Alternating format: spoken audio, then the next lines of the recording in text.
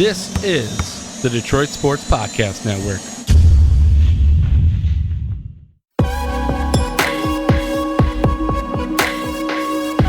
Supposed to be the damnedest? No.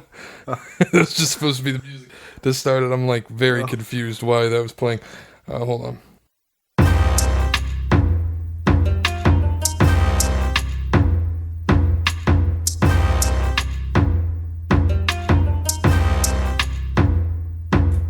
Welcome in on a Monday, October 7th, after a full Week 5 of NFL football.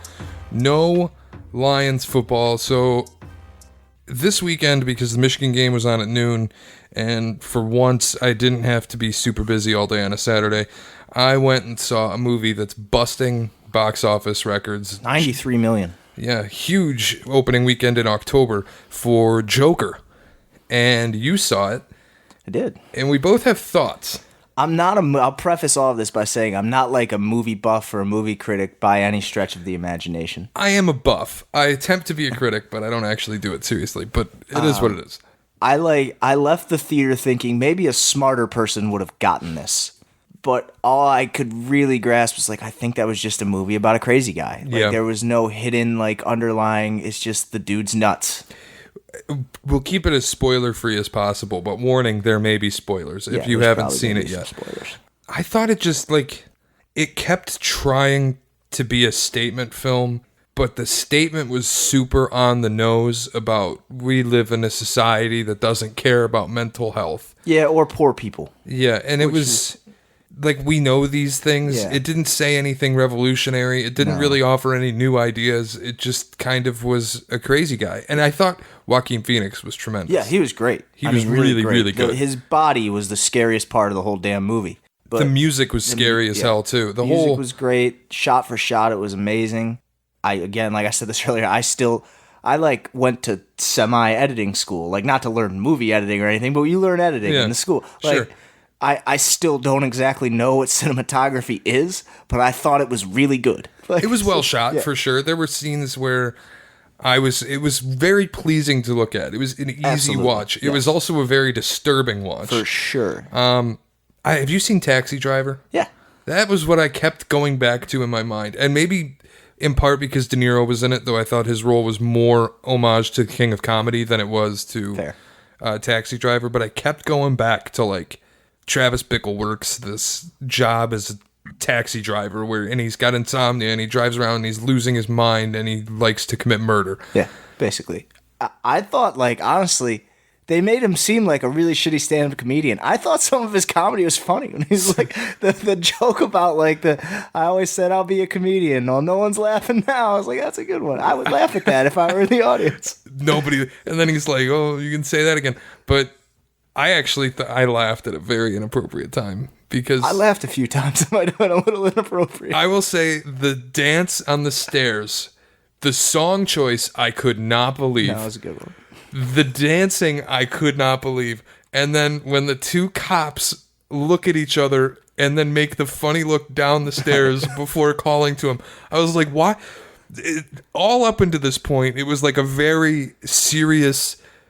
We're going to take a look at this guy's dive into madness. And then for 40 seconds, it was total camp. And I'm Absolutely. I don't have any idea why this scene was in the movie at all. I don't know how you couldn't laugh. This is a spoiler, but I don't know how you couldn't laugh when he kills the dude who was a clown also, the fat guy, in the apartment. I actually did. I don't know that I laughed. Just the reaction of the little guy, and oh man, it's just that was a gruesome murder scene, and I'm laughing right now because that's kind of funny how that guy reacted to it, and he couldn't get out of the apartment. So, did you see Once Upon a Time in Hollywood? No, I haven't seen it. No. I won't spoil it for you because the end of that movie is one of the more gruesome. Oh, it's Tarantino. Yeah, it's got to end gruesomely. But I swear to God, the entire probably 5.5 minutes, I laughed my ass off. I didn't get that quite as much with the killing the clown, but the little guy react. And then he was great the whole movie. Yeah. And then when you're the only one who was ever nice to me, because I thought it was a little bit on the nose there. Where it was like the school shooter that saves the kid who was always nice to him. It was the Dane Cook joke. Thanks for the Snickers. Yes. Like, yeah. I thought that was a bit on the nose. And I thought that like the pushing the mental health aspect was a bit on the nose. For sure. The funky paternal storyline, didn't need it. Didn't care for it. No, the therapist thing too, where like, oh, they cut our funding. How am I going to get my medication? Well, you can get your medication from other places. It's not like maybe you couldn't when that was going on in that era, but like I didn't get the whole angle of the therapist and like they're cutting the funding, and then he goes to also my guy. I still can't remember his name. The guy from Atlanta who was the records guy. Love that guy. He was great too. He's the rapper in Atlanta. Why am I blanking on who you're talking about? I can't remember his name either. It's not Lakeith Stanfield. And it's not Donald Glover. It's the other guy in Atlanta. I'm blanking on the name as well. The romance that wasn't there were aspects of this movie that I had, like the Batman tie-in. I really didn't care for. Didn't care for at all. One. Is this a prequel? Like, are the new Batman movies going to be Joaquin Phoenix Joker and?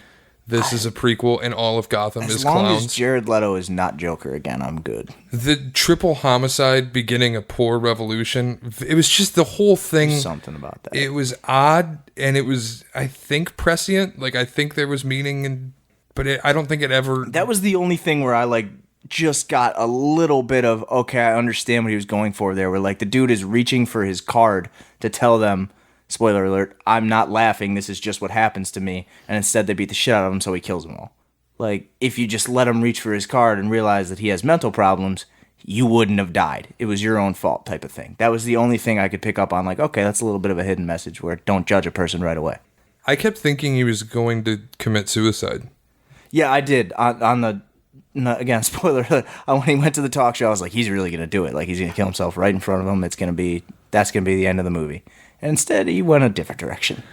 I thought he was going to kill himself the entire time. I kept thinking that it wasn't, and again, I don't know how much I care because I'm not like the biggest comic book nerd in the world. It doesn't bother me that it's like a tie-in to a comic. Yeah, it doesn't bother me that it wasn't like traditional a comic book movie at all. Right. Yeah. That's why I kind of didn't enjoy the Batman tie-in. It's why I didn't really care for the paternal storyline. Yeah. It did. I will say this. I think it gave an actual realistic interpretation of what Thomas Wayne would be like in real life. Yeah, I was going to say, they made Thomas Wayne seem like a real dick. And I think that's a very accurate interpretation. When he calls all of the poor people clowns. Yeah, exactly. I did think he says, I'm trying to help you. I'm going to save you. Yeah, so that I think is somewhere where it kind of went right. But for the most part, I just thought... They were trying really hard to shove their message down my throat, and it never really worked. No. Especially because of the scenes that I think he thought were going to be the most meaningful ended up to me just being jokes. Which maybe that is the whole point because it's fucking Joker, but... There were like points where I said when I walked out, I was like, I went back to Scorsese had a quote this week where he was like, cinema should make you feel other things and Marvel movies aren't really cinema and blah, blah, blah. I was like...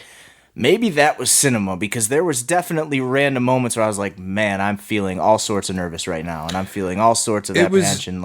It was certainly more art house than... For sure. I mean, the only real art house comic book movie is The Dark Knight.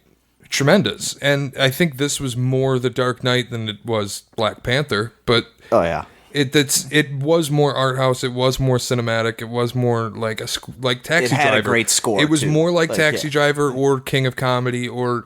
any of the Scorsese movies. My issue too is like the way people are talking about it.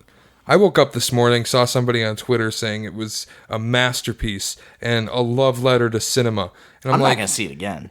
I'm going to struggle to go. It's not one that I'm going to run to the theater to see a second time. I saw Once Upon a Time in Hollywood twice, and I wanted to see it 3 times. Still got to see it. It was one of those movies that just grabbed me. I kept thinking about it. Midsummer. All year, I've just been thinking about it ever since I saw it. I thought it was incredible. Mm-hmm. Joker, I'm not going to rush back to the theater for. It was a great performance, but it didn't feel like a full product. Yeah. I thought I almost feel shortchanged. That's a fair way of putting it. I think I like Joaquin Phoenix was great. Zazie Beetz was great. I said to you this earlier. Like I didn't like De Niro. I thought De Niro was doing like a cheap, like you referenced, he was half news anchor, half it's almost like a cheap knockoff Carson and Cronkite. He's like, I'm just trying to toe the line in between the two of them, and it was just a really unoriginal performance from his character. I thought it was kind of him having like a lack of genuinity in his character. Yeah, was kind of a microcosm of the whole thing because I thought, despite Joaquin Phoenix having such an incredible performance, the character never felt genuine. At one point, he's making a political statement. The next, he's like, no, I'm not political at all. The next, he's struggling with his mental health. The next, he's just... Like, when he's talking to the cops outside the hospital, and he's, like, in complete control of his facilities. Yeah. And then he can't speak and just starts laughing and freaks out and murders people. And it's like, I can't tell if it actually is mental health or if you're just nuts, a murderer. Yeah, I mean, like the term that's been being thrown around all week is the incel community of like these dudes who are just weird and hate other people, mostly women, for being women, essentially. But like, what I grabbed from that whole, like, I don't know, dichotomy of his character is just like, he's insane. He's this, he's this, he's this, and he's this, all at the same time. You never know what's going to be what. You never know if what you're seeing is just a microcosm of his imagination, because the whole time you think he's with Zazie Beetz, and all of a sudden he's not. Yep. Like, there was just all these different things happening that, like, I go back to the first thing I said about it. It just seemed like a movie about a crazy guy. There was no consistency. Right. And I kind of I struggled with that aspect. I think people are going to say it's a masterpiece. I think there are going to be people who hate it. I think, and I hate to use this because I know it's going to sound pretentious, I think my assessment is the more accurate one, where it's not a masterpiece and it's not a bad movie. I'd give it like a 6.5 out of 10. It was a great performance, great score, well shot, but it just, in the writing department, in the plot department, in the direction, it just felt like things were missing. Yeah, it wasn't fast paced enough for me either. Like, it took like 30 minutes long. Getting in. No, that's the other thing. It wasn't even long, but it was slow. Yeah, the whole like. The first time you get action is when he kills the guys on the train. Spoiler alert. Like, you're waiting like 35, 40 minutes till something. Okay, finally it popped. Boom, he's doing something. We got action. That's the other thing. People keep talking about how ultra violent it was. I didn't think it was that violent. Gory, sure. So, yeah, the violent scenes were super violent, but there were like not many of them. At all. And, yeah. I mean, I've heard the question, would you take a kid to see this? Like, if your kid were 11 years old, would you take... No, I wouldn't take an 11-year-old to see an R-rated movie. R-rated movie about murder. Like, no. This one especially because, boy, oh boy, like, not even because of the gore and the violence, but it's just disturbing the whole time. Yeah. Like, when he sleeps in the fridge and, it's that part just randomly just gets in the fridge. It's just very disturbing. Like I said it before, his body was legitimately scary. Like, what he had done to his body for that movie, and the dancing, the way he would just like, it was, like, it made me like go down my spine, just weird. It was a very over the top performance, but it was very good. I think he will be nominated. He should be nominated for sure. Leo for Once Upon a Time in Hollywood would still be my front runner, but. We'll see what happens. Scorsese's got a movie coming out. What a year for movies. I saw a preview for one. I can't remember what it was, but it was like Brie Larson playing the white Southern woman saving black people. I can't remember what the movie was, but I'm like, oh well, she'll get nominated for that one. Like, there's the other one, Queen and whatever. About the guy who they get pulled over in a traffic stop and the cop pulls a gun on him and he accidentally kills the cop and then they're on the run. That could have been it. It was Jamie Foxx, Michael B. Jordan, and Brie Larson, and it like made me immediately think it was A Time to Kill, but in the new, like, not McConaughey and not Kevin Spacey. It's like the new A Time to Kill, which I don't think it is. It's not like a remake or anything. I don't know if I've seen this. It just was like what I thought it was. I just saw the preview for it. I'm extremely excited for Knives Out. It's gonna be a good one. It looks incredible. Yeah. I've heard nothing but good things. I'm just hoping. Like, I think The Irishman, too, Scorsese's new one, looks tremendous, but... We haven't had a Netflix movie get, like, nominated for anything, have they? Yeah, Beasts of the Southern Wild, I think that was a Netflix movie? Yeah. Damn, I didn't know that. But I think, like, the discourse surrounding movies now, where people want to discuss an director's entire catalog and discuss a movie before it even comes out. People made their minds up about Joker months before it was released. Yeah, after Venice and after Cannes. Did it go to Cannes? No, it was Venice, and it won Venice. And then, so, I mean, we'll see. People are already talking about how Martin Scorsese's an overrated director who doesn't know how to tell a story, which I think if you have that take, you're just an idiot. That's not true. You're just trying to be contrarian, and you're just coming across as stupid. I need a new Sorkin movie soon. That's my favorite movies. They're always Sorkin. I just love the way he writes. Everything's fast, everything's quick, it's witty. Those are my favorite movies. I don't love Sorkin. I think there is a new Sorkin movie, though, coming. I hope. I think there is one. NFL played today. Sports. The Lions sure didn't, but the NFL sure did.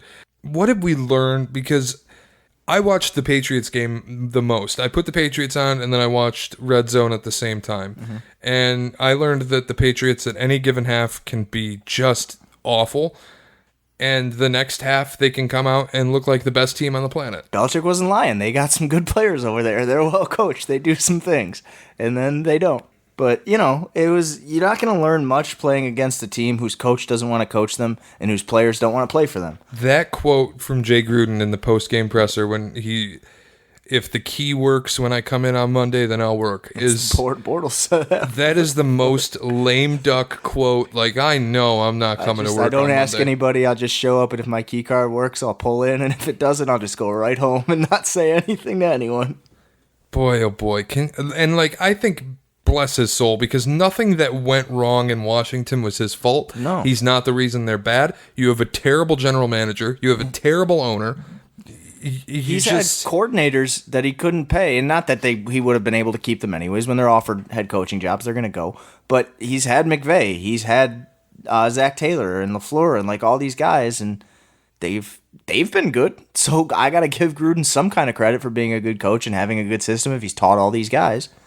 It's just you're saddling him with a bunch of stiffs in Washington. Yeah, you have a national fan base too that just has no respect for your organization because you Especially your refuse owner. to change the name. And that. There are just so many things that have gone wrong organizationally and off the field that to expect Jay Gruden to have success on the field among all of this, unfair. It's not. Yeah, it's just not right. What else went down today? I got to look at the scoreboard. Kyle Allen's 3-0 as a movie. starter, I think. Or did he lose again? He was not good last week, but I do think they won. Yeah, and then yeah. today he was... Very good. McCaffrey was outstanding. McCaffrey was incredible. Yeah, really, really One good. of the better... If not for Will Fuller, McCaffrey's game today would probably be the best offensive game of the year. And he didn't play most of the end of the fourth quarter. He was on the bench. I want to talk Thursday night. I know there was a big slate of Sunday games, but Thursday night still commands the most interest from me because, frankly, I think there's a case to be made that Russell Wilson's the best passer in the NFL right now. I think there's an argument there. There's an argument, sure. I mean, a lot the obvious one is Mahomes, but Mahomes is in a system that is designed for him to just rip it up. And he's got Travis Kelce and Right. Sammy Watkins and Mecole Hardman. And Russell Wilson is in a system that's designed to run the ball. Yeah. They want to run the ball in Seattle. And for him to be as good as he is in a system that is not designed for him to be that great, he's special. Even Jared Goff looked good on Thursday. It was a heck of a game Thursday It was night. a great For game. a short week, it was a really good game. And it's probably one of the only ones that we're going to get because this Thursday is New England and the New York Giants. Yes. So that's a blowout. You look at Russell Wilson's numbers from that game, 268 yards, 4 touchdowns, no picks, 151.8 rating. And he 17 did of 23, yeah. Yeah, 23 pass attempts. The efficiency One it takes sack. to have 4 touchdowns on 23 pass attempts. 1 sack on a short week against that pass rush, too. And that's not because his line was so good. He just gets away every time. He's so good at just reading the field, keeping his eyes downfield when he's being that escape artist. To have 11.6 yards per attempt. It's pretty damn good. I mean, this guy is out of his mind. And I almost feel bad for him because I feel like this is going to be the 4th or 5th year in a row where he's going to put together an all-pro caliber, MVP caliber season. And because of the fact that he plays at the same time as Pat Mahomes or Drew Brees or Peyton Manning or Tom Brady or Aaron Rodgers, he won't get that recognition. It's going to be tough for him to win an MVP because Mahomes is probably going to go well over 5,500 yards. It's going to be tough. Mahomes might just win every MVP that he's in the league. Just because of stats alone. That's so much of what it is. But Russell Wilson, Mahomes was great running the ball against the Lions this week, but that's the first time I've ever seen Patrick Mahomes just really beat a team with his legs. Russell Wilson only ran it 4 yards a clip, 32 yards. 4 of his 8 carries were first downs. He runs and he beats you when he runs. He's a little bit like Aaron Rodgers in that respect, where he's not going to run you to death, but he will run when you think you've got him bottled. At the moments that you absolutely need a stop is when he will beat you with his legs. It's 3rd and 6, and you think you've got it locked up, and then he gets 7. It's like that and doesn't take a hit because he never takes hits when he runs. And I hate to do this to you, but it's like that New Year's Day game when the Lions played the NFC North Championship game in Ford Field, and Aaron Rodgers would go 3rd and 8, 3rd and 9, and every time You thought he that would was gonna find make a me way to mad? Like, convert. that's fine. That's not even like, at least like, that's their fault. Like when they get screwed, I get mad. When that happens, it's just like, you guys suck. Did they get screwed against the Chiefs? We were in. I don't We know if did they this got show, screwed. and maybe our recency bias because we did it like an hour after the game ended. But people keep talking about the refs screwed the Lions against the Chiefs. I just don't That think play, so. like, for the 99-yard jog that became a touchdown, they didn't get screwed. Like, that play was called correctly. He fumbled the ball. The guy picked it up. He never got touched. He went 99 yards. That was the right call. Could there have been forward progress? Yes, but we've seen it all year, especially since that crew had blown it the week before. They're not going to blow it dead until they know for sure it's dead. Like, they're going to come in and look before they blow the whistles, especially in that situation. So that play called correctly. Galladay in the back of the end zone, it's not the first time I've wondered what a catch is. Like, Fair, yeah. I mean, I don't know. And especially when you factor in the next play is a fumble and they don't get points out of that, that's a tough one. But they got right back on a fumble, so they didn't give up points off that turnover either. I don't think they got screwed. I really don't. Like, I think they played well enough to win, and in the end, they got beat by a far better quarterback than they have. And that's not a knock on Matthew Stafford. It's just Mahomes. They did everything they could to take it away, and he just kept finding it. Saints and Bucks, and there's a couple more games I want to get to. But the Saints and Bucks, the Saints are now undefeated with Teddy Bridgewater, Against good teams. beating the Rams, the Seahawks, now the Bucks. They lost to the Rams. But yeah, right, okay, so they've As a starter, so they beat the Seahawks, they beat the Bucks. Who'd they beat last week? the Cowboys. Right. Okay, so undefeated against 3 playoff teams with Teddy Bridgewater as a starter. I think the Bucks Bucks are a playoff team? Well, probably I sang James probably Winston's not. praises last week. Probably not because their schedule's going to fuck them over, gonna be but tough. I do think they're better than we gave them credit for. What they did in LA last week. I think James Winston is serviceable. Like, I really think he's going to last. I think he's going to get a contract extension. He looked pretty good He today, might get too. the Bortles deal. It might be like, okay, we'll pick up the 5th year. But, like, I think Jameis Winston's buying himself one more year at least. He looked a lot better in the dome than Dak did. The last couple of weeks, Jameis Winston's looked like a decent quarterback, and Bruce Arians is there. I think he might be decent. The point of He bringing also up might this, steal more crab legs. I don't know. Well, he also might do some other things that He will can do really a lot of things that get can make him him not booted out of the decent. league. The reason I bring this up, another argument where I have this Russell Wilson is he's currently the best quarterback in the league. Are the Saints currently the best team in the NFL that nobody is talking about as the best team in the NFL? I know everybody has already crowned the Patriots and the Chiefs and the AFC Championship game as the de facto Super Bowl. Dude, the Saints are really, really good. Yeah, I mean, the Saints are really good. Like, I don't want to put them into, they're going to the NFC Championship game, but nobody has a better home field advantage in the playoffs. That's a fact. Even the Seahawks, nobody has a better home field advantage in the playoffs. So if the Saints win the division, yeah, I mean, especially if Drew Brees comes back in 2-3 weeks, If they got to go on the road and it's an outdoor game, it'll be tough. they'll. Though they did just win in Seattle. But Teddy Bridgewater. That's true. I mean, If you got to go on the road to an outdoor game with Drew Brees as your quarterback it's going to be tough. His small hands. in the playoffs, just his outdoor numbers are not good. No. And that's if they can secure the number 1 seed in a bye in the NFC. There's some bad matchups for them, though, that could be wild card teams. Like, dare I say, the Lions are not a great matchup for them. I was just going to say, I think if the Lions are a team they really don't want to see. And that goes against everything I've ever said about the Saints and the Lions. But the Lions are not a great matchup for them. We see now the Buccaneers, not the greatest matchup for them. Like, there are some teams that, let's say Carolina sneaks in. Another one, be a tough game for them. They can run the ball. They can do things to keep Drew Brees off the field. There are a lot of somewhat teams. Philly's another one. Played them tough last year.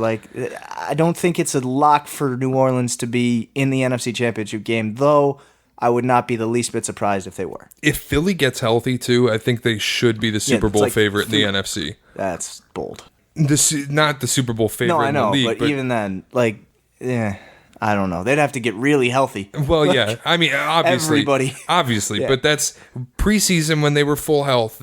On paper, I think most people had them as the Super Bowl favorite. I mean, Deshaun Jackson had 2 50-yard touchdowns week 1. He gives them something else that they definitely don't have right now. Oh, yeah. And I mean, even I know it was the Jets, but even today, it's like I told you earlier, but the Vikings and the Giants, Kirk Cousins looked like having to apologize to Adam Thielen on a podcast really got to him. They're back, though. They're kind of back. Like, And that's where even if it's the Giants, they're back. But that's where I was just going to say with the Eagles playing the Jets is sometimes you're stuck in the mud and you can't get going and you just need to play the Giants. It's like basketball. You're not making shots, but once you see one go in, all of a sudden the water, there you go. the levee breaks and you're all good. Shouldn't say that as... Anyway, you know what I'm saying. It's fair. I got one question for you, though. Do you think the Buffalo Bills will lose any games not played against the New England Patriots this year?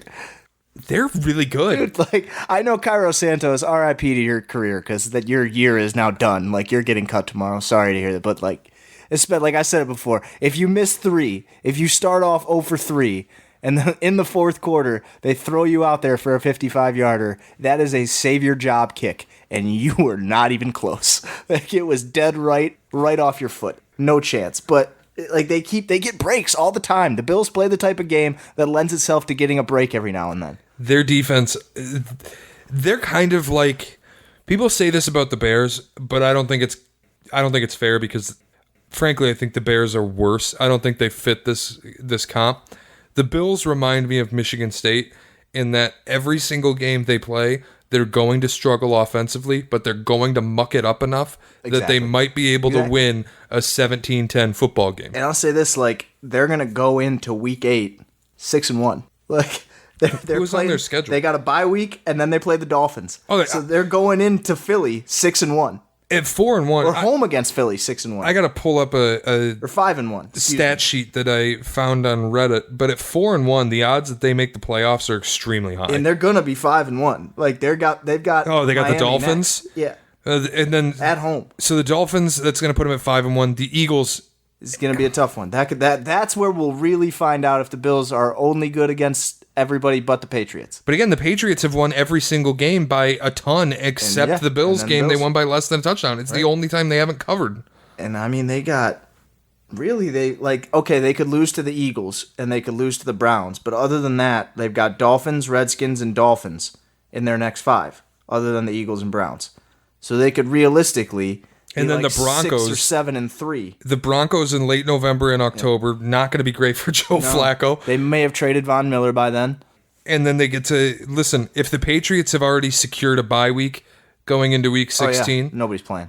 And then you have the Jets the final week of the season. Who knows how Sam Darnold's spleen will be by then? So when you start the season 4-1, you make the playoffs 77% of the time. Especially with a defense like that. I think the Bills are going to make the playoffs, and I think they actually could be a dangerous wild card. It's possible, depending on who they get. Like as long as the AFC outside of New England and Kansas City is not good. Say if they get the winner of the AFC South, yeah, sure, why not?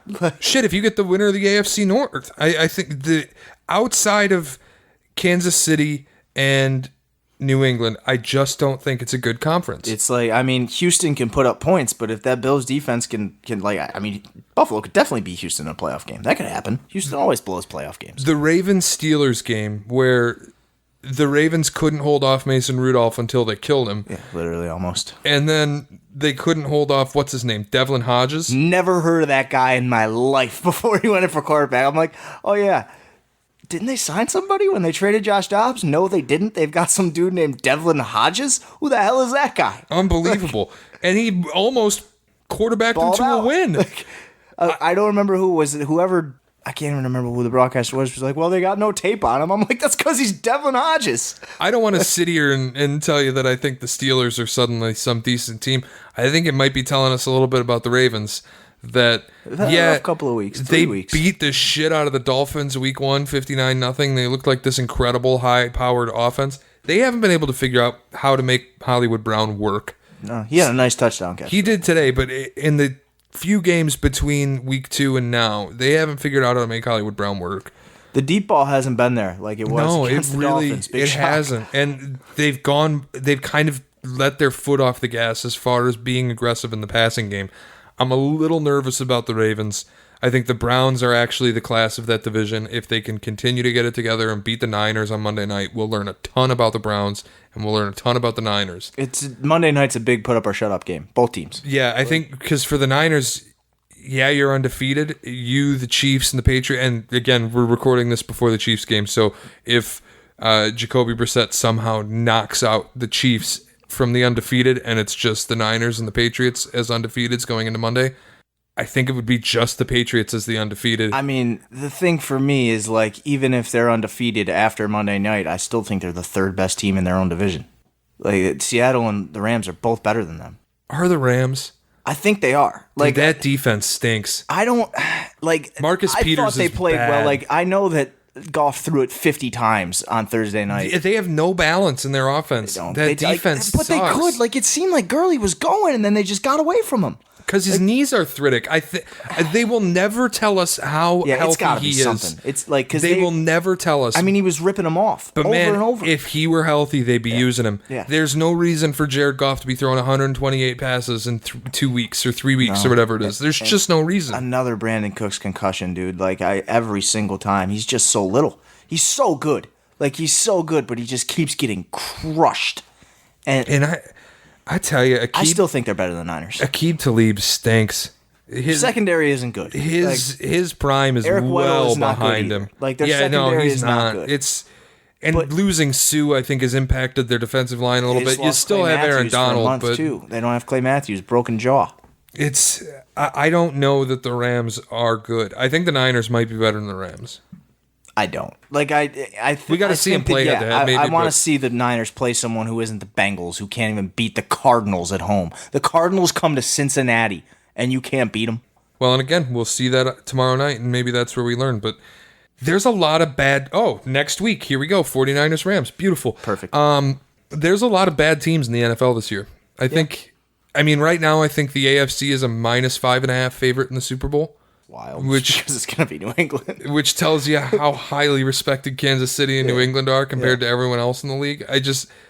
It kind of feels like college football this year, which we're going to get to now in a second, where it's Alabama and Clemson and everyone else. Every conference is top-heavy, right? So, like, every division in the NFL right now is kind of top-heavy, maybe with the exception of the NFC North, like, which is wild. But even that one might be top-heavier than it seems because Chicago might suck. No, I think Chicago's really bad. Like, their defense is really good, except they got 1 sack today against the Raiders. Like, you gotta, like, I get it. It's London. Chalk it up to their bodies or whatever time. You could even call it regression to the mean a little bit if you wanted to, but... You could call it, I'm not inspired to play great when Chase Daniel's my quarterback. Like, you could call it a lot of things with Chicago this week. But one thing you have to call it was atrocious. Like, it was bad. It was a bad game for them. It's terrible.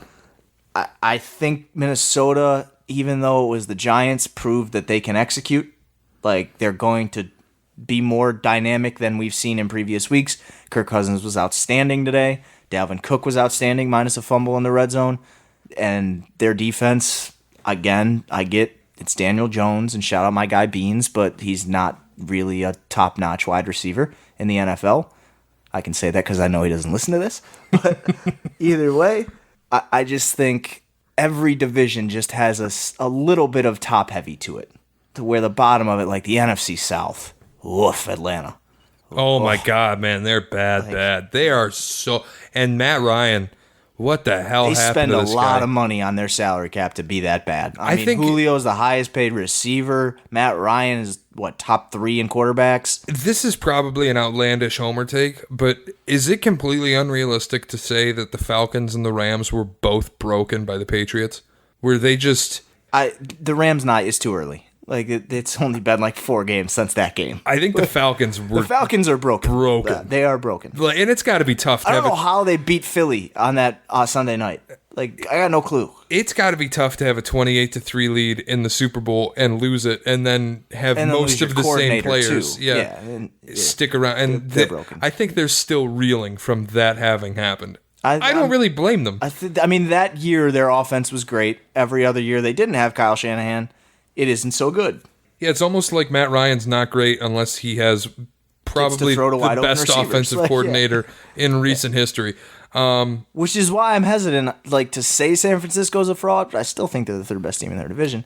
But they do have a really great offensive system. Or they make Matt Breida look like an all-pro. Maybe he even is one. Jimmy G is a question mark, but slowly fading into a period. Not an exclamation point, but a period. Let's jump into the college game We'll briefly touch on both Michigan and Michigan State. There's not a whole lot to talk about on either side. We could talk about Michigan State, but I don't want to. It's depressing. And I want to offer my top 6 teams in the country. For Michigan, really good showing by the defense. It's not going to be every week that you're going to play an offense that's kind of... Just won't change. Yeah. Like, we'll just let you run the same blitz over and over and over again and not change. I don't want to call them one-dimensional because it feels unfair, But they are Iowa. when you knocked out the run, you could just tell when having to pass as often as they did. They ran for 1 yard on 30 attempts.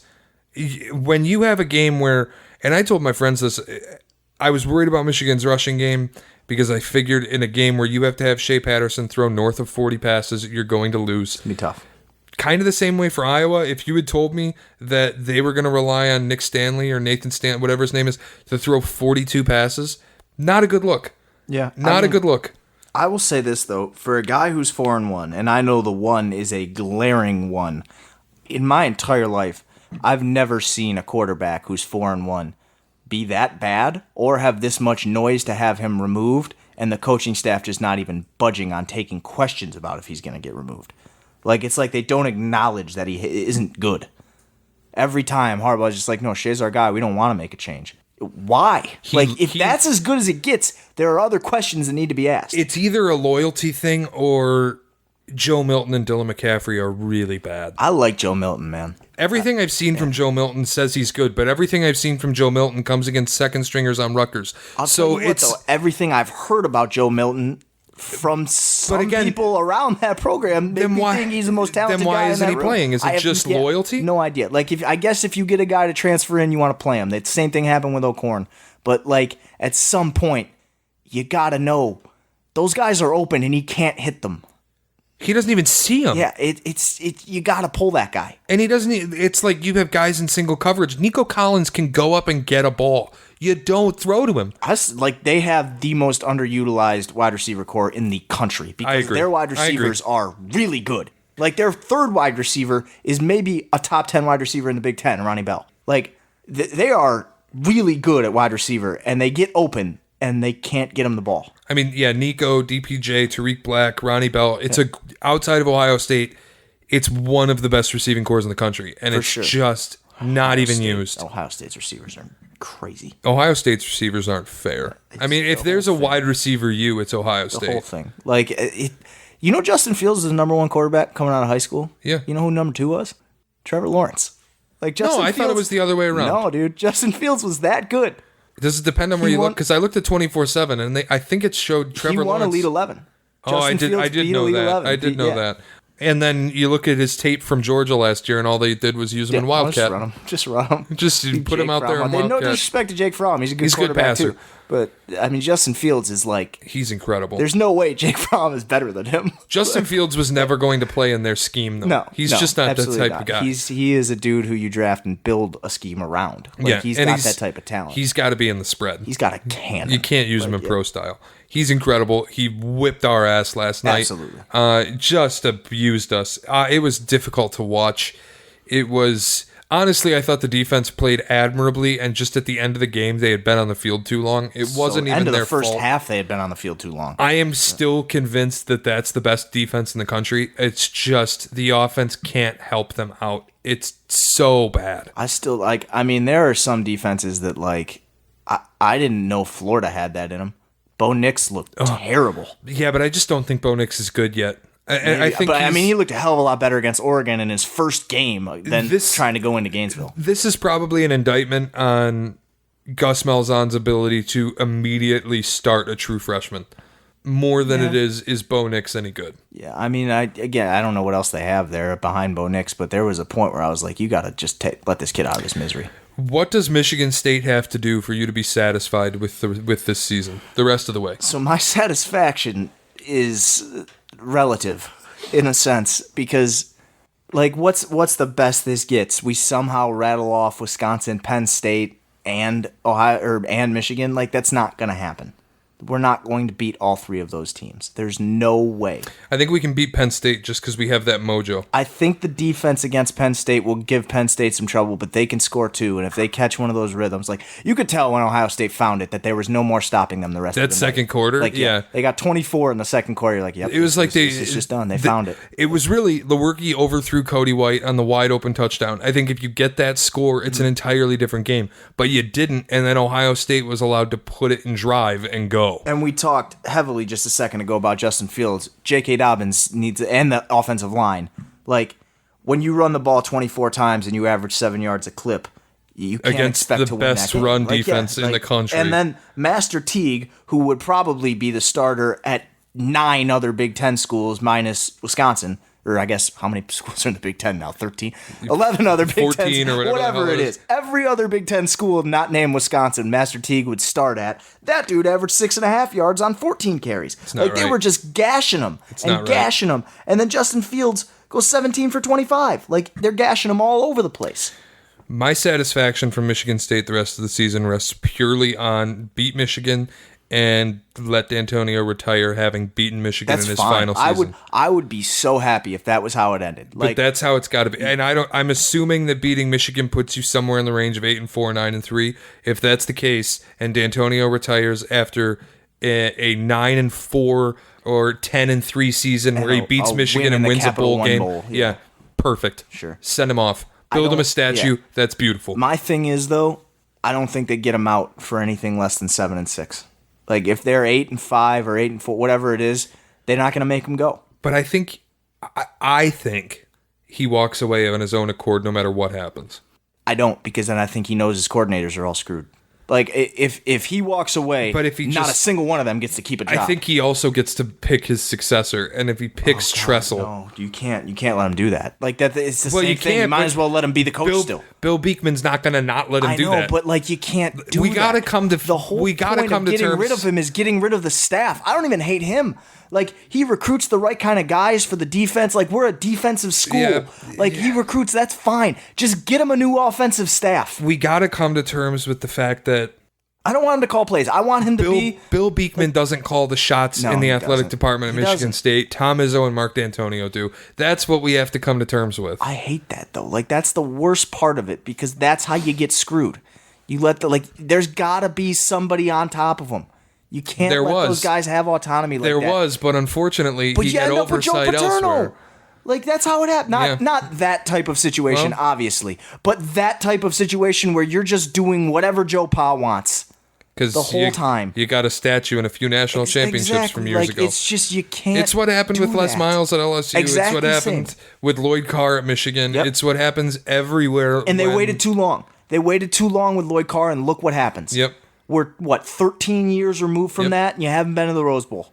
And they're going to wait too long with Harbaugh. They're just like they're waiting too long with D'Antonio now. Like, if you got rid of Lloyd Carr the year before, after you lose to Ohio State and you lose in the Rose Bowl, if you say, okay, it's over, that was as good as it gets for you, now you're done, do you lose to App State? Do you come in with that same sense of entitlement? Or do you come in with a chip on your shoulder and a new coach? Like, they waited too long with Lloyd Carr. I'd hate to see Michigan State wait too long, but they already have. I think what I learned this weekend in college football was all of our hopes for Michigan as a state to have any successful sports this year rest in the hands of the Detroit Lions and the Michigan State Spartans basketball team. How are the Wings doing so who cares? They won last night. That's Big my win take. in Nashville.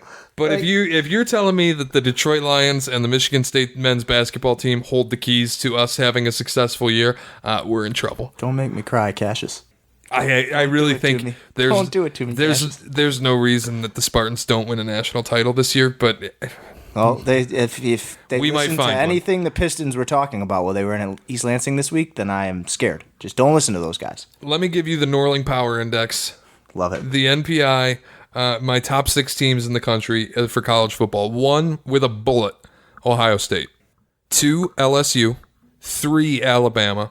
4, Georgia. 5, Clemson. And 6, Oklahoma. That's a really good... Yeah, I don't have any problem with that. That's my current power ranking. It's not going to reflect the playoff rankings because Clemson is going to just be slurped into number 2. It sucks. Alabama's just going to be number 1. Somebody in the ACC. Did you see the AP poll today? Georgia and Ohio State are tied for 3rd. Yeah, and there was a thing, I think it was Herb Street. I think it was during the game. It could have been a different game where they were like 66.6% or 0.7% for Clemson to make the playoff. And Herb Street was like 66.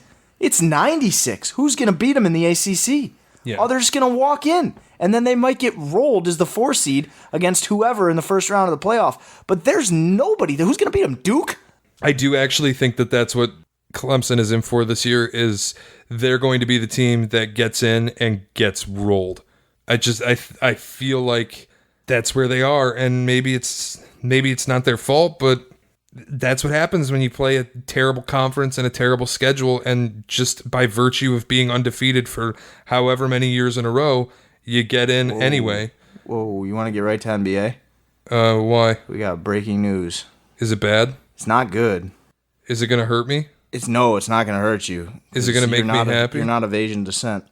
Oh, I did see this. I did see this. I saw this. Is this about Tillman Fertitta and Daryl Morey? John Gonzalez of The Ringer has reported Rockets ownership is debating Morey's employment status and whether to replace him.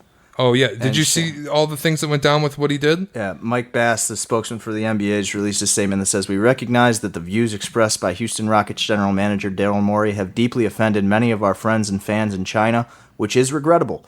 While Daryl has made it clear that his tweet does not represent the Rockets or the NBA, the values of the league support individuals educating themselves and sharing their views on matters important to them. We have great respect for the history and culture of China and hope that sports in the NBA can be used as a unifying force to bridge cultural divides and bring people together." Or you could just say, sorry. Instead of a bunch of things about he doesn't reflect us and this is regrettable and blah, blah, blah, be like, hey, he works for our league, he's this, sorry. There's no excuse for that.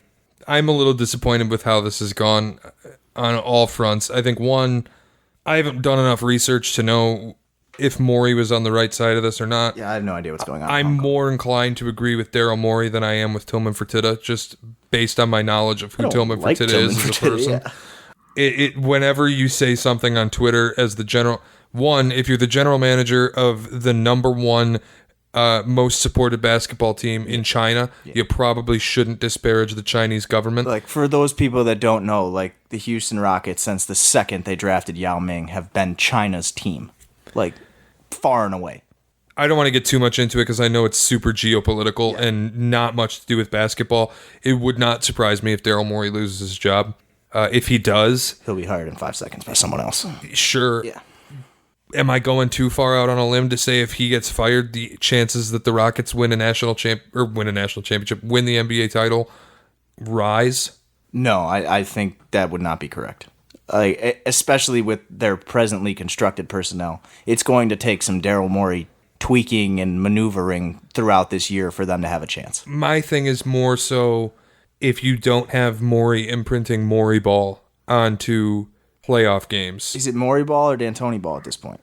We'll find out. Yeah. I mean, this has been the whole thing for me is I think they're going to be, and we'll pivot here and get away from the depressing talk into what I think their season will be is if they can have it to where you stagger those guys and when Russ is out there, it is run and gun, get up and down and go.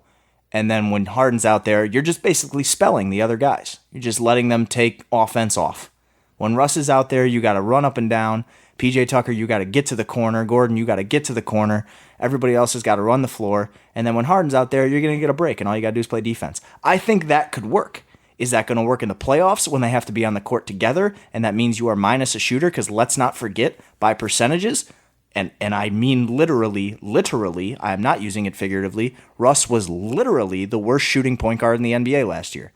So to have him on the floor with Harden, yes, number whatever 0, however many point guards there are, he was dead last in shooting percentage by volume shooters. So when he's out there with James Harden in the playoffs and you don't have to guard Russ other than back cuts, then it might stall a little bit. But during the regular season, is it going to shock me if they rattle off 55 plus? No, not at all. I'm really high on them. Yeah, I think they're going to be really good in the regular season. Really good.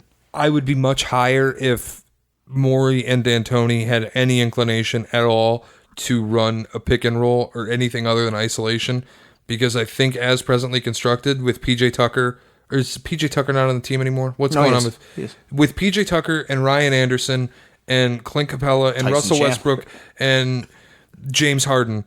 You have an opportunity where you can use Clint Capella to set on-ball screens for Russell Westbrook or James Harden and leave PJ Tucker or Ryan Anderson open in the corner, creating 3 options in Eric Gordon too. Drive, roll, shoot, pass to shoot, kick to the corner. Yeah, Eric Gordon too.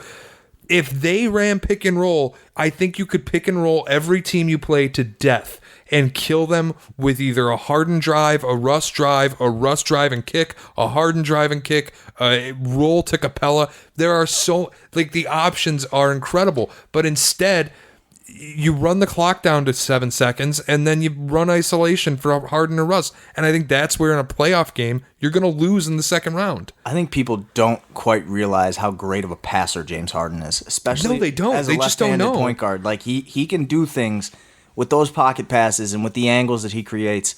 I mean, what are we, 2 years removed from when he led the league in assists? Yeah. He had 11 a game. Like, when it was just him before they got him Chris Paul. What was that? I guess 3 years ago now. Wow, that was 3 years ago. But James Harden in a pick and roll is terrifying to opposing defenses. He can do so many things out of that. And when he can be 1A or 1 and Russ in a pick and roll, yeah, they could pick and roll teams to death if they wanted, just like you said. I don't think they will. No, I think Russ will just run and Harden will just play iso ball. And if they stagger him and it works like how it did with Chris Paul in the very beginning, then yeah. Timo Fertitta's comment this week about yeah, everybody in our front office was a little hesitant to trade Chris. And I just said, you know what, we're doing this.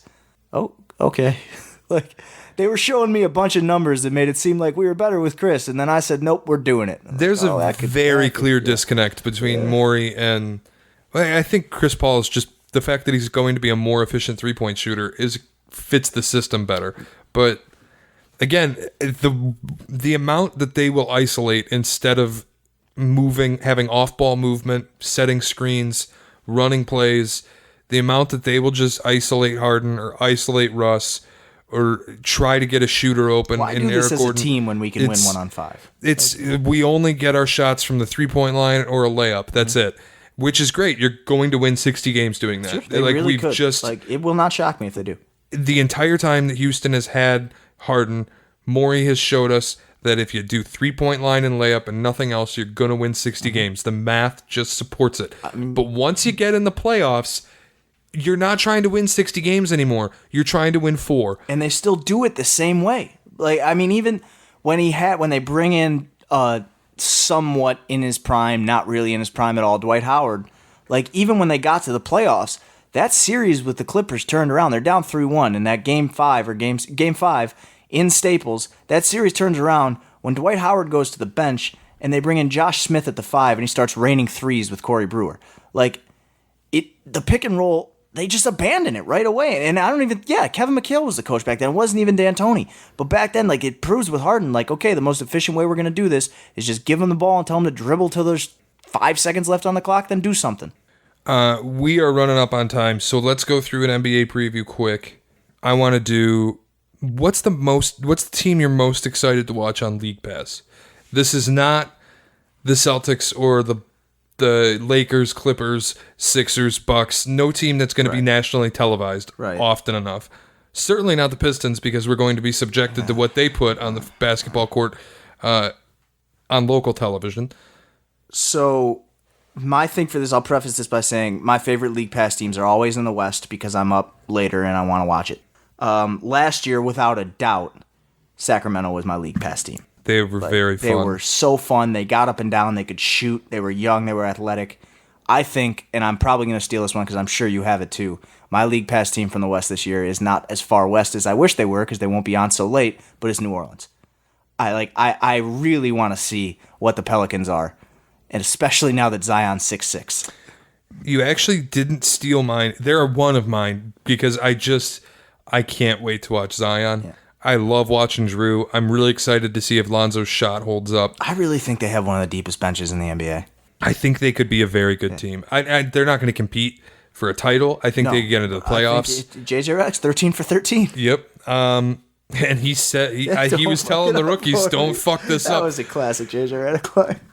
No, the Utah Jazz are one of my top league pass teams. They'll be on TV a lot though. I would say them too. Everybody knows how I feel about Utah. Utah's not going to be on TV that much. I think they'll be on TV enough. They got a guy with a signature shoe.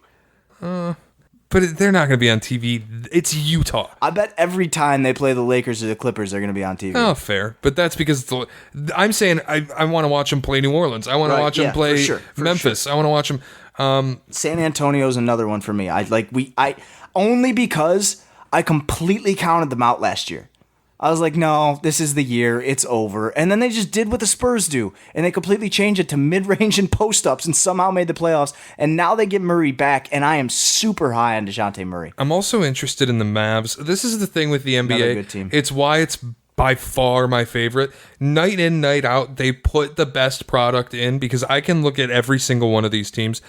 Outside of the Charlotte Hornets, the Washington Wizards, there's really not a team in the West that I'm not at least a little bit interested in. Maybe Memphis. I legitimately believe that if you had just an open schedule, East plays West however many times this year, there would be 14 of the 16 playoff teams coming from the West. Like everybody but Memphis and Phoenix. I think the rest of them would all make the playoffs over the teams from the East, except for two teams from the East, which would be probably Philly and Boston, maybe Philly and Indiana, maybe Toronto sneaks in. Does Milwaukee not exist? Milwaukee too. Okay, that's another one. Maybe, okay, so Philly, teams. Milwaukee, and Boston get in out of the East. Maybe Indiana. Oklahoma City, Phoenix, and... I think Oklahoma City is better than probably all but 4 teams in the East. Maybe 5. I think the Raptors could be bad. That's what I'm saying. Like, they were my maybe 5. I think the Raptors could be bad. They were my maybe 5. In the East, by far, the team I'm most interested in on League Pass. By far. And I think this might surprise you. The Chicago Bulls. I was going to say the Chicago Bulls.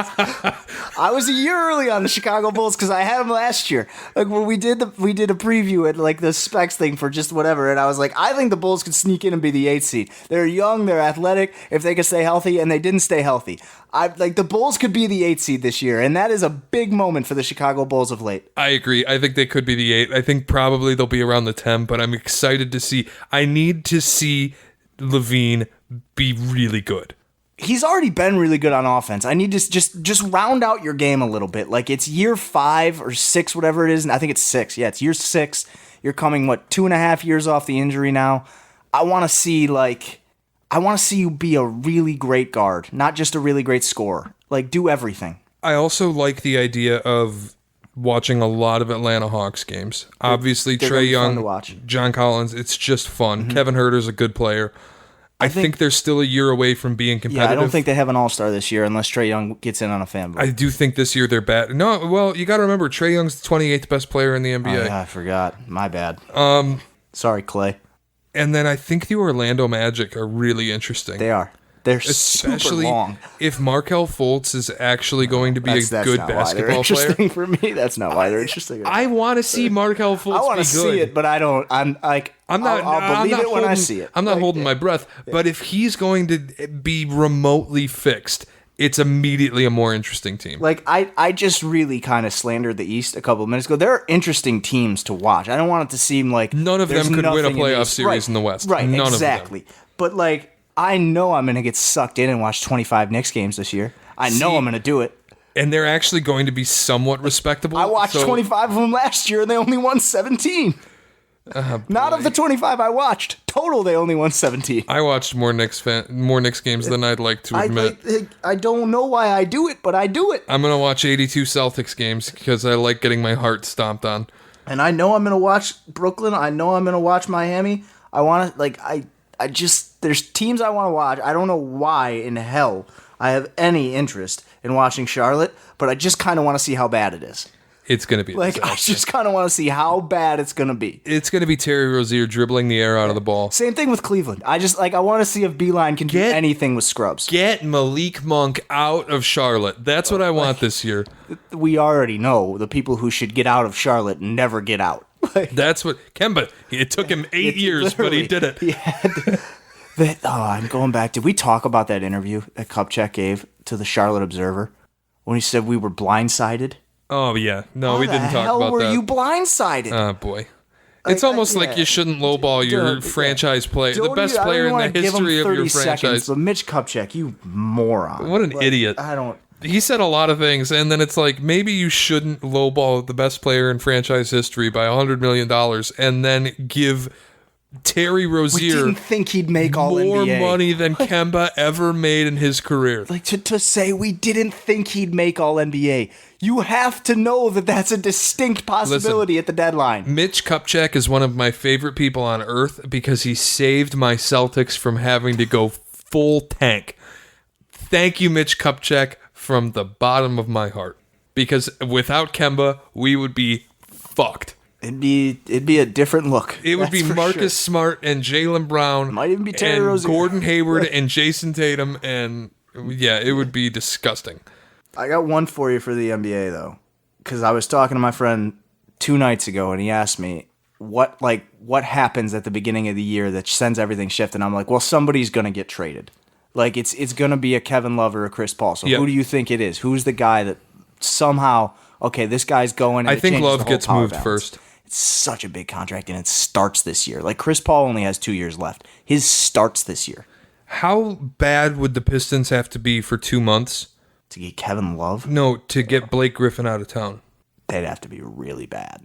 Like, he's all they got. And I know that's, like, a little hyperbole, but still not hyperbole at all, because we got Derrick Rose now, and the bench is shored up. And this Joe Johnson. You got ISO Joe. I do love Joe Johnson. Everybody knows I love me some Joe Johnson. I will remember that playoff series Utah and the Clippers was Joe Johnson shooting the last shot, not Gordon Hayward. But either way, they're not going to be good. Poor like Gordo. That's for sure. They're not like so 2 months is what, 21 games ish, like however, because the first month won't start till the middle of October. Okay. I mean, if you're 11-10, I'd move them, but I'm not Ed Stefanski. Yeah, you're not Tom Gores. Like, no, Stefanski might actually want to move him. Tom Gores won't let it happen. Yeah, I mean, I'd move Andre first. I keep saying, if you have an opportunity where Portland fishes for Blake and you can get Zach Collins, Anthony Simmons, Hassan Whiteside, and a pick. That's a lot coming back for Blake.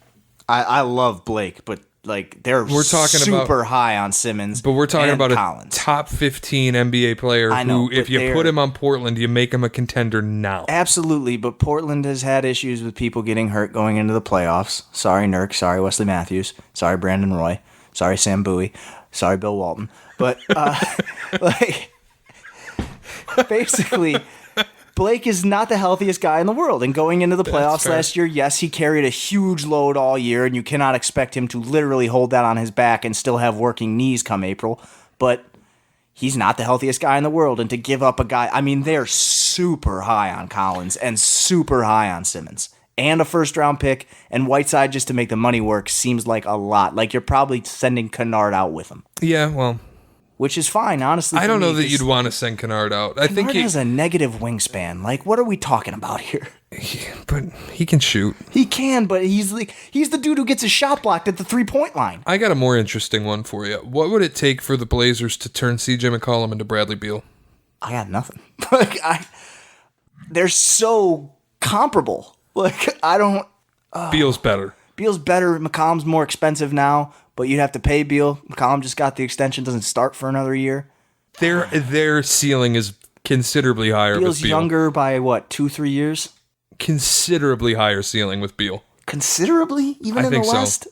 He offers enough difference from Dame. That's the thing, because CJ and Dame do too much of the same things. CJ can cook, though. Like, when Dame goes cold, and Dame does go cold, it's like CJ beat Denver. CJ really beat Denver. Oh, yeah. Like, I mean, I don't want to knock CJ McCollum. I don't think he's as good as Bradley Beal, but I still think he's an all-star, and it's a travesty that he's never been 13th best player in the league, you know. According to ESPN, 13th best player in the that's NBA. Because he's really good on television. He comes on ESPN all the time, and the media likes him a lot. Which he's a good guy. They should. What are we going to do about NBA players being good rappers? NBA player singular is a good rapper. On the topic of... Andre Drummond is not a good rapper. On the topic of the Portland Trailblazers, what are we going to do about NBA players being good at this? Dollar. He say he the GOAT, I come for his body. Plan him cause he bought the copies. Should've just passed me the torch, I got no remorse, I beat him like Rocky. I fill the tank up with diesel. You jealous of me and I see you. Cause on this day, originals just can't fuck with this sequel. New school got new hits. Space Jam, not blue chips. It's good. It's really good. I like blue chips, by the way. Space Jam, great. Blue chips also good. Brand, but you corny. So, what are we going to do about I don't know if you haven't heard it. Dame dissed the shit out of Shaq. I mean, he said things that aren't even true, like Shaq only won the first 3 because of Kobe. It's not true, but it works as a line. This in and of itself is a huge win for the NBA, even though it seems like a loss, because this is how much the NBA and hip-hop culture are intertwined. Like, players and former players are going at each other in diss tracks. It's not even on Twitter this time. He got a producer. They made a beat. He wrote a song, like both of them. This is how great hip-hop culture is intertwined with the NBA. It's part of why I love the NBA so much, that you have this kind of stuff. Like in football, it's just Eric Weddle and Antonio Brown tweeting at each other stupid, incoherent things that don't make any sense. Like, Shaq and Dame, legitimately, like, there's production quality to this shit. Like, this is outstanding. That's a really good beat. Yeah, really good. It's... The vocals are great, too. I was very excited when I heard it. This is not a dude on a MacBook. I was very excited when I heard it, because I just... The days of the Shaq mixtapes and NBA players wanting Andre Drummond, NBA players wanting to do this, his rap name again? And just not being good. And now Dame coming out with this, it might have been a watershed moment, and it was one of those moments where I was like, the NBA is so much bigger and more engaging off the field than any other sport.